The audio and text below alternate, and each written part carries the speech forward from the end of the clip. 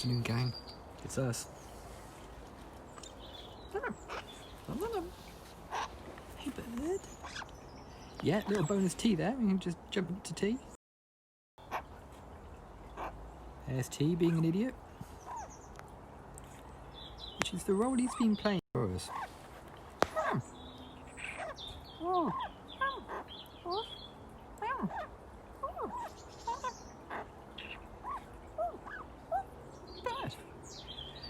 Ooh, super hard, thank you. Yeah, he's been a real asshole the last 48 hours. He's just decided that he's going to sort of like run around the house without touching the floor and get into everything and onto everything. And he's just been a real dick the last 48 hours.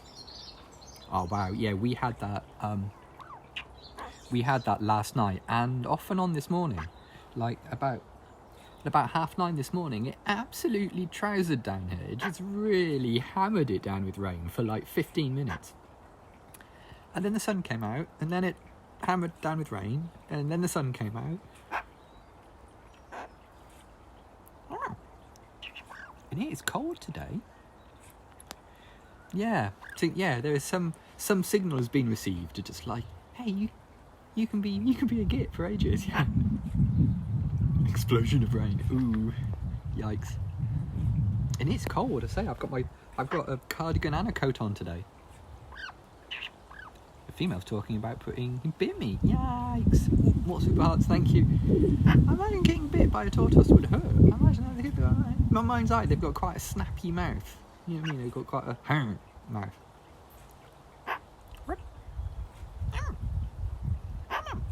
Who's looking very handsome today, bird?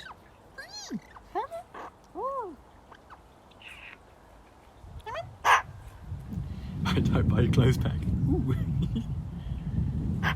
Perfect triangular mark. Yeah, I imagine they've got a bit of a chomp on them.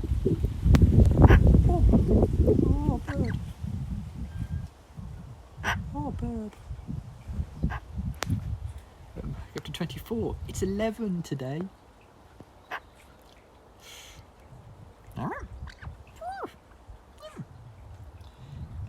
See, yeah, it gets more autumnal the more warm we're expecting. If you're talking about magpies, there's very little data for ones that live with that aren't scrabbling for food and fighting for territory and eating junk on the side of the road and that kind of thing. But the oldest one on record in the wild lived for, I think it was 23 years when someone shot it. So yeah, there isn't really enough data, but your average wild magpie would be like anything between like 8 and 12 years would be the correct amount of time for a wild bird.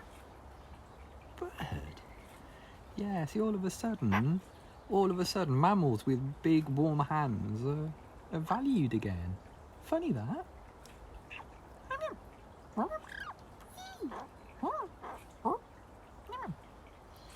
Hey, Jim Magpie. Bird.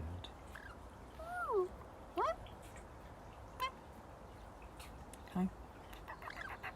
Yeah, see, kisses allowed as well.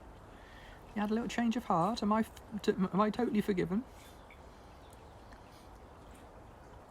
Oh, bless. Thank you. We're doing okay. We're doing okay. As I say, I've got like a little wind cheater thing on, I think, because it's certainly not as warm as it's been. Let's say that.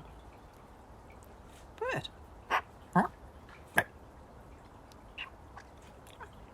What do you think? What do you think? Ooh, it's wild there. Yeah, Australian magpies are a different bird entirely, but I mean, if you mess with a wild magpie, you're gonna get a UK one. You're gonna get messed up. You're gonna get messed up pretty bad. But yeah, we see that Australian magpies are pretty spoopy. Yeah, we had wild then.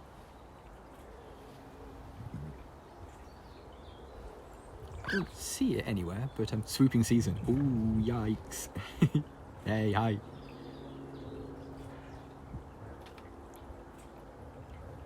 Oh yeah, yeah. If the call goes out, and if the call goes out and it's like one of the, like a magpie needs another one, then yeah. Yeah, Sophie is, yeah. Sophie is, she's 10 years old, and so yeah, she's a ripe age. No, they aren't. They're butcher birds or something. I forget exactly what species they are, but they're not corvids. They've got a lovely call though. They've got ever such a soft, like, sort of noise. Let me scroll down. I'm holding the phone in one hand, so it's really difficult to sort of scroll. Oh no, and now I've changed cameras. Oh no, it's all going wrong. Oh no, really? Hang on.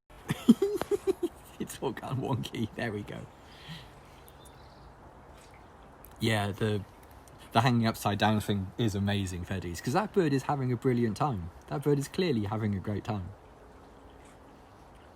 But yeah, someone sent me a YouTube video of a Australian magpie having like a little trill and a song, and they've got a very soft, very gentle little tune in them.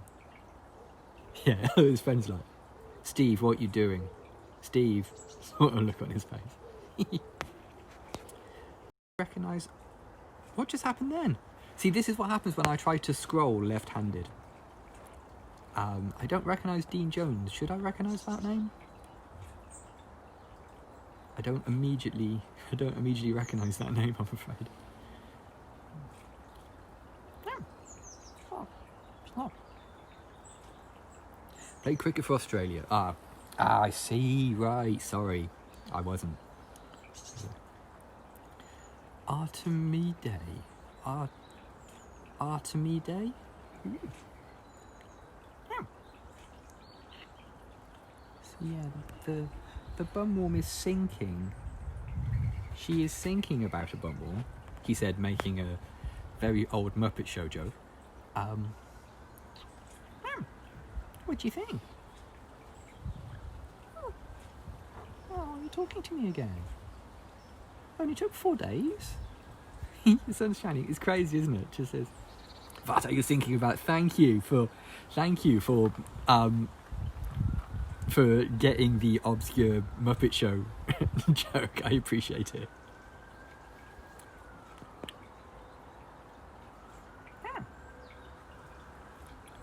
Yeah, it's weird when it does that. It's just like, weather, decide.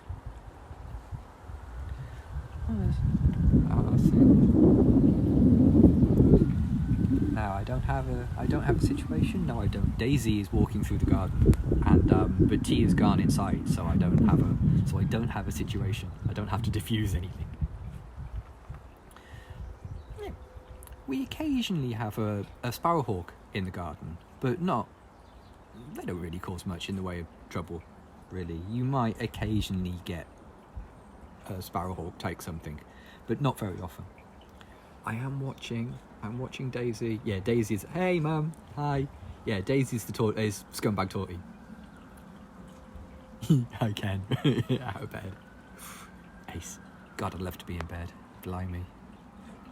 It's my 6 a.m. alarm now. It's dark when my 6 a.m. alarm goes off. It is now dark.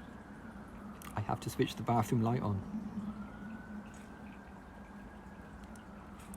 Yeah, Daisy belongs to people the other side of us, like the...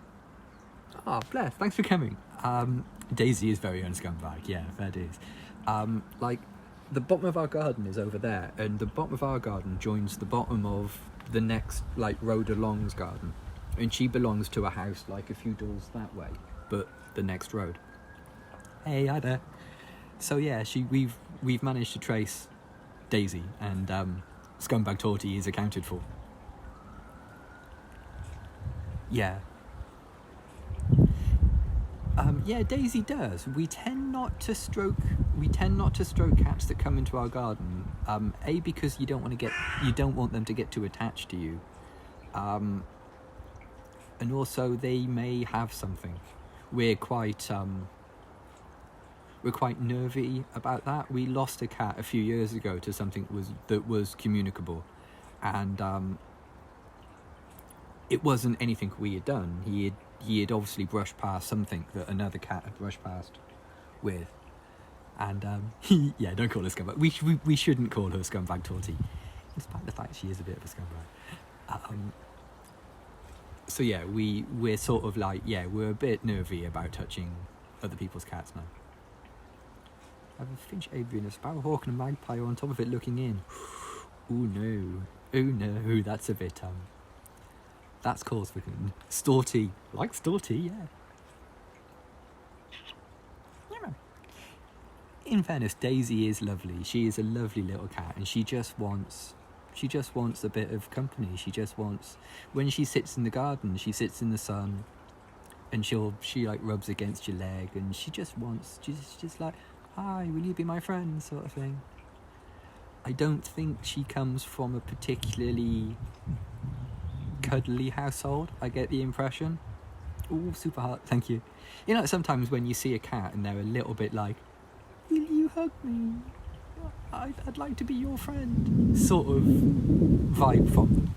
I kind of get that from her. I kind of get that sort of like, hi, you seem nice, sort of vibe from Daisy. I don't think she's mistreated, because her fur is always in excellent condition when she comes round. You know, sometimes you see a cat that obviously lives outside and their fur is like matted and all of that sort of thing, and you're just like, God, if you were mine, I'd spend the day combing you, sort of thing, which is what we do to Neeps pretty much. And yeah, and so her fur's in super good condition and all that. Ace, cool, I'm glad I could help. She really decked the beefy strip. She just was like, oh, on the beefy strip, looked round at me with it. And yeah, we have got a good cat hangout garden, actually. It's a pretty chill cat place, because we've got high fences all around, quite a lot of spiky bushes and things, so no one's going to get in. And I think the local cats just dig that. The local cats just like, hey, this is a chill hang sort of situation, you know. What are we doing? A little bit of monorail? Yep. Oh, good to see you. Yeah, a couple of nice little benches and things to sit on in the sun. Like if you come in the morning, the benches over there is nice. If you're in the afternoon, the bench over by the big pond is nice. Yeah. Birds coming and going, being chill. A pond to occasionally push into, sort of thing. Is the caging above your head? Oh yeah, it's not hugely above my head. I mean, I'm 5'6", so it's one of those sort of situations. If I had my time again, that's the one thing I would change about Sophie's aviary, is I would make it taller. I would make it a panel taller.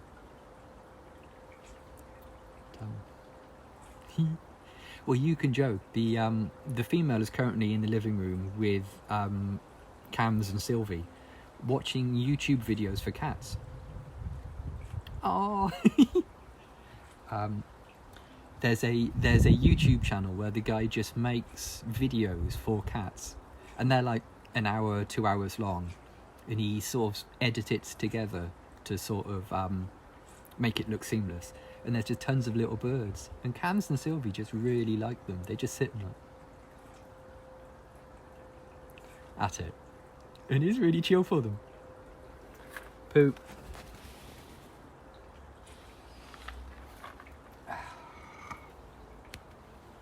That was quite a big one, and it came out of nowhere. Well, it didn't come out of nowhere.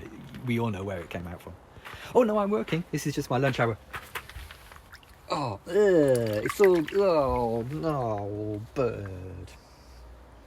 Okay, I'm just going to put you here for a second, guys, whilst I find something to wipe the bird poo off my hand with. Scanning if I can find a leaf or something. Yeah, there's a leaf. Will a leaf work? Oh.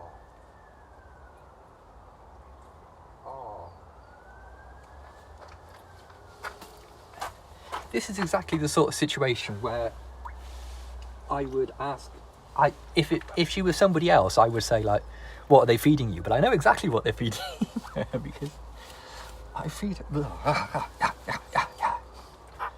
nice handful of bird poo. Get a glove, or like, yeah, I should just have a pocket full of like paper towels or something like that, because that would work fine. Yeah, a little falconer's glove, yeah.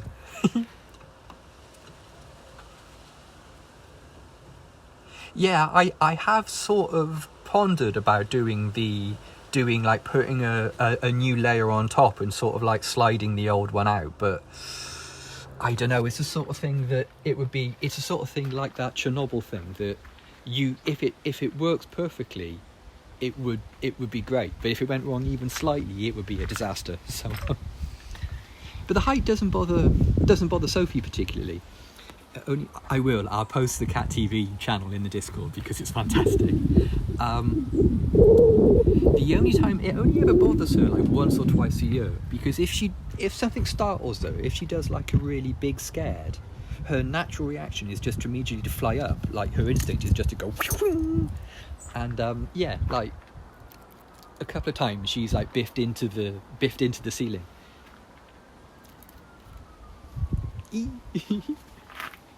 I know it's bad to sort of like encourage your cats to watch television, but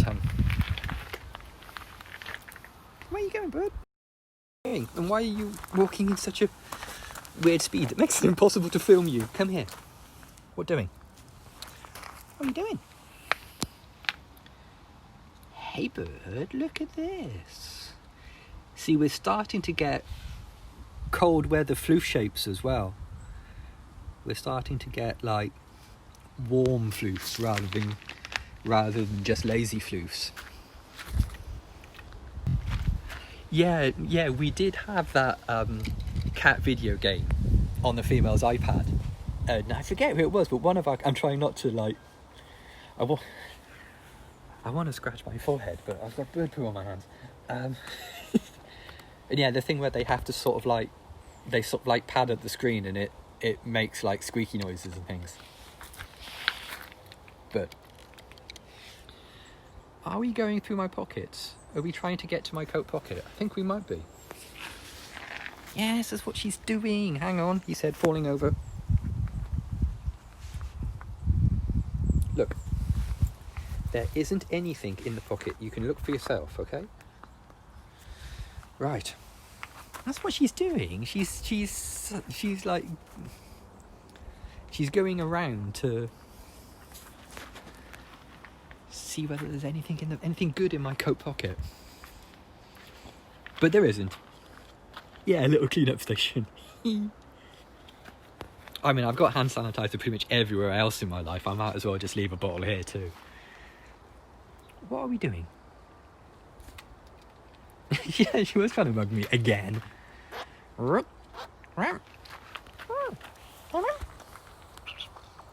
we go. No, there we don't go. Oh, but you gotta...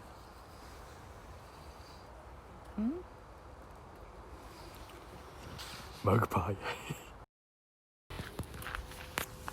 It's about time we got you a new biff station. That one's getting a bit soft, bird. It's getting a bit...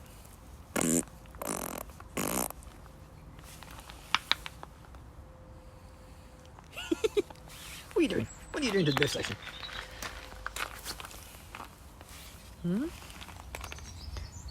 Hopefully my work will buy more Dell monitors and I can steal the cardboard bits from inside.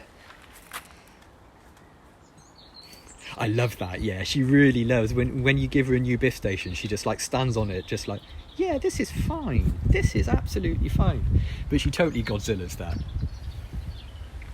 Ah, missed me. Excellent. Missed me, I wasn't even there.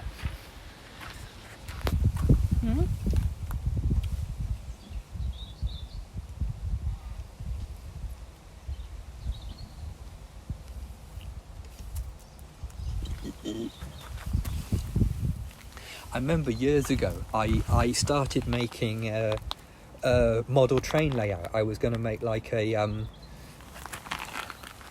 like London Underground overground station, and I went out and I bought the train and like some station buildings and that kind of thing, and I had it sort of like, I started to lay it out on a piece of hardboard in my computer room, and I was like, you know, planning roads and that kind of thing, and then I realised that there would be a time when I would come home to find one of my cats fully Godzilla-ing in the layout.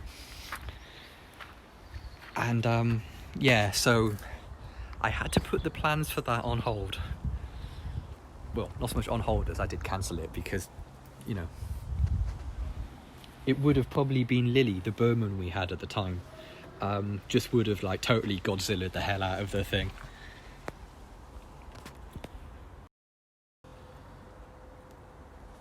Bird. Right, come on, bird. Let's do the lolly stick thing, because I should get back to quote unquote job. Sound and videos out of sync. Oh no. Eee. Yeah, yeah. No, most of the time when she springs from branch for branch, most of it is just like the compressive strength of her legs. It's mostly just she's just bouncing around on her legs. Like if she takes a really big jump, she'll have like a couple of little flips. But yeah, mostly it's just leg sprawling. Yeah, there's a couple of gauges. There's a because I was doing it in 00, which is like the UK standard sort of like model railway type scale.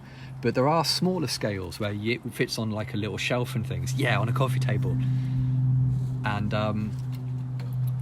yeah, I forget what that's called. It's H gauge or something. But yeah, there is a gauge of like really tiny stuff. I did look into that, but it's super expensive. It's really expensive stuff here in the UK. It does look amazingly fiddly, but it's my jam, definitely. Right, come on, bird. Lolly stick time. 3D printer. Yeah.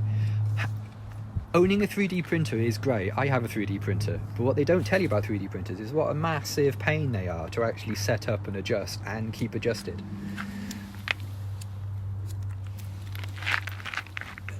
Yeah. Right, come on. Lolly stick, lolly stick. Oh no, bummer. Even the furniture, yeah, absolutely. Right, come on then. Right then, gang. I've got to get back to work, but if you just stumbled across this on Periscope, then you'd like to follow Sophie on Twitter. Her Twitter handle is @BreeSophieBree. There's also a Discord link there if you'd like to wade in on that too. Or if you prefer, you can just Google Sophie the Magpie. She's getting a bit of a snack on now. Getting some beef and some meat. I don't want to call it beef. That's not beef, that's meat. So anyway, cheers for coming, gang, and we'll see you tomorrow. Bye for now.